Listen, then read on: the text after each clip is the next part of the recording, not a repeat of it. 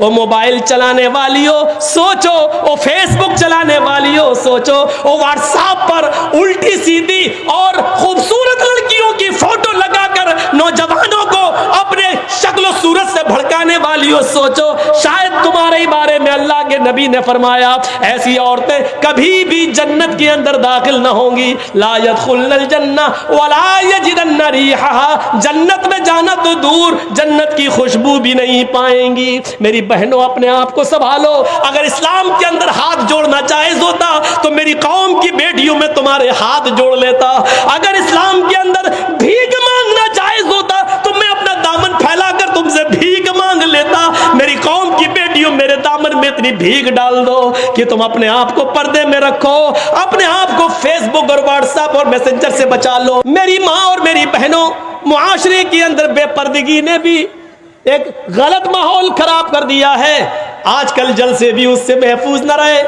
جلسے ہوتے ہیں تو میلہ لگتا ہے، اور میلہ لگتا ہے تو نوجوان لڑکے اور لڑکیاں اس میلے میں جاتے ہیں، ان کی لپسٹک بھی ہوتی ہے، پردہ تو بنگال میں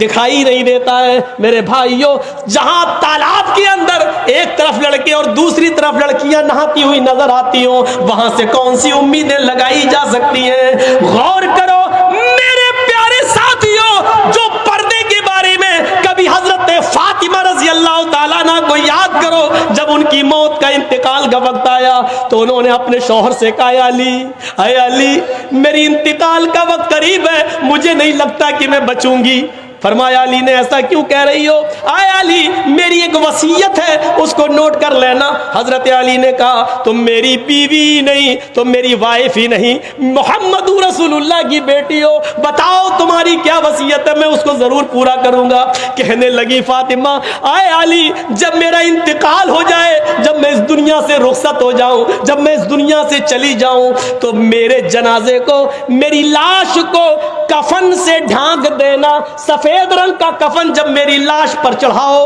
تو میری لاش کو میری چارپائی پر بٹھا کر جب قبرستان کی طرف لے کر جاؤ تو اے علی رات کے اندھیرے میں لے جانا، عشاء کی نماز کے بعد مجھے قبر میں دفنانا، دن کے اجالے میں دفن نہ کرنا، میری قبر کو دن میں، میری لاش کو دن میں نہ اتارنا قبر میں۔ حضرت علی نے کہا اے فاطمہ ٹھیک ہے میں ایسا ہی کروں گا، لیکن رات میں ہی کیوں؟ دن میں اگر تمہارا انتقال جلدی ہو گیا اور جلدی دفن ہونے کی نوبت آ گئی تو تم رات کی وصیت کیوں کر رہی ہو؟ دن میں کیوں نہ دفن کروں، رات میں کیوں دفن کروں؟ تو حضرت فاطمہ کا جواب یہ تھا، میری ماں اس جواب کو سنو، میری بہنوں اس جواب کو سنو، اور میری قوم کی بیٹیوں اس جواب کو سنو، اور اپنے آپ پر ماتم کرو آج جو تم ننگا ناچ ناچ رہی ہو۔ حضرت فاطمہ نے کہا اے علی میں نہیں چاہتی ہوں کہ میرے مرنے کے بعد مجھے جو کفن پہنایا جائے، میں نہیں چاہتی ہوں کہ میری لاش کو جب چارپائی پہ اٹھا کے جنازہ آگے بڑھایا جائے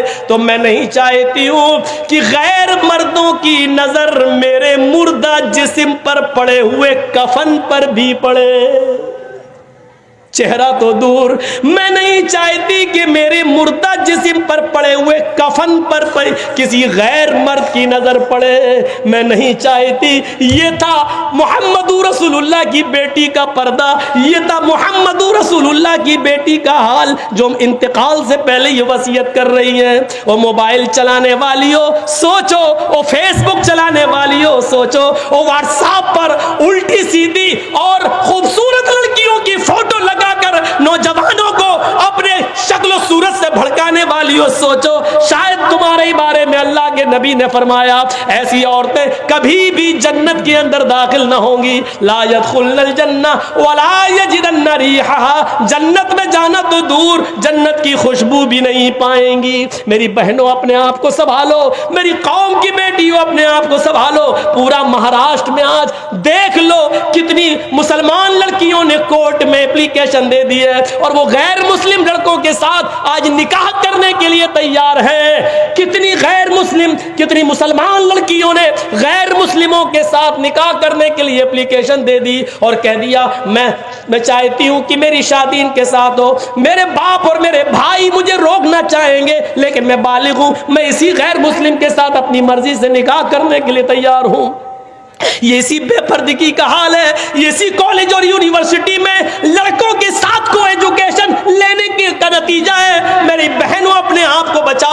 میری قوم کی بیٹیوں، بہت بڑی سازش اس سیاسی حکومت اس موجودہ دور کی حکومت میں تمہارے خلاف رچی جا رہی ہے۔ کالجوں میں، اسکولوں میں لڑکوں کو جگہ، مسلم لڑکوں کو پڑھنے کے لیے ویکینسی نہیں دی جا رہی ہے، کہا جا رہا جگہ فل ہو گئی، اور لڑکیوں کو جگہ دی جا رہی ہے اور کہا جا رہا ہے کہ لڑکیوں کے لیے جگہ موجود ہے، لڑکیوں کے لیے اتنا کوٹا موجود ہے۔ وہ جانتے ہیں کہ جب لڑکیاں مسلمانوں کی ہمارے کالج میں اور اسکولوں میں آئیں گی اور ہمارے ہندو اور غیر مسلم لڑکوں کے ساتھ بیٹھ کر جب پڑھیں گی تو ظاہر ہے کہ آگ اور پیٹرول ایک جگہ رہ ہی نہیں سکتا ہے، محبت اور عشق کی آگ لگے گی، اور پھر یہ ہمارے بھائی، ہمارے بیٹے ان لڑکیوں کو اپنی بہو بنا کر لائیں گے اور پھر ان سے غیر مسلم بچے پیدا ہوں گے۔ میری بہنوں، ان سازشوں کو ناکام کرو، میری قوم کی بیٹیوں، ان کے منصوبوں پر پانی پھیرو، محمد رسول اللہ کی شریعت پر آنچ نہ آنے دو، محمد رسول اللہ کی شریعت کو بچاؤ، آج کے اس دور میں بچاؤ۔